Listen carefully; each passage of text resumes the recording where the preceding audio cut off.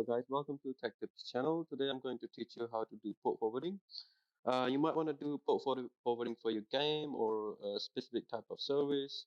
Whatever you want to do is it's really nice and easy. All you need to do is have access to your router, and you should know the IP address of your router. The way you can find the address of your IP address, you need to go to command prompt on your Windows PC. If you're using Linux, then you have to open up a terminal. But on Windows, you type CMD in the search bar, command prompt will come up, and type ipconfig. Now, what that will do is bring up all the adapter settings if you're using Wi-Fi adapter or Ethernet adapter. And all you got to look for is default gateway. As you can see, other virtual adapters do not have a default gateway. Only one of them has a default gateway, which is 192.168.50.1, which is over here. Now we're going to write that down, and now open up our browser and use that IP address to access our router.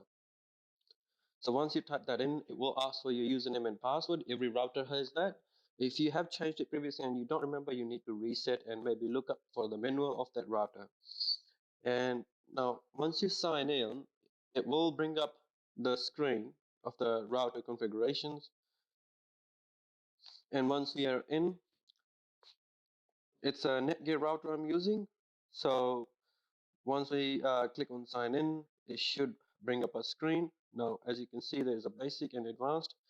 We always want to head to advanced settings. So most of the time, the port forwarding option is under advanced settings. And then you go to advanced tab. And as you can see, port forwarding option is right listed there at number 3. So most of the routers has it as port forwarding, and other routers has it as NAT, network address translation. So don't get confused. It's the same option, and it's really nice and easy. Once you open that up, as you can see, there is one port already forwarded, which I'm using it for my Plex server. Now all you gotta do is you need to click on Add Custom Service. Once you do that, you can add your port, but also you need to know that what IP address you want to forward the port to. So make sure you know that, and that device has a static IP. So once you know that your device has a static IP and you want to forward the port to that particular device, all you gotta do is click on Add Custom Service. It's a Netgear router, so all the Netgear's router has the same option. So once you do that, you can either select TCP or UDP. I intend to select always TCP/UDP both, so it will still work. And you can manually write down the name of the service that you want to follow it for, as I'm going to do it for my remote desktop. So I might just write RDP. And once we do that, we'll write down the port number 3389 as an external port, which will be incoming traffic, an external port forwarding that traffic on that port.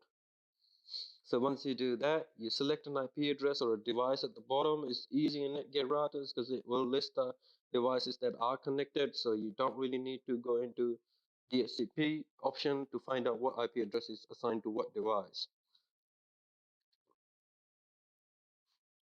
So once we are there, we go ahead and we just click on apply, and it will add the service or port forwarding to that particular service.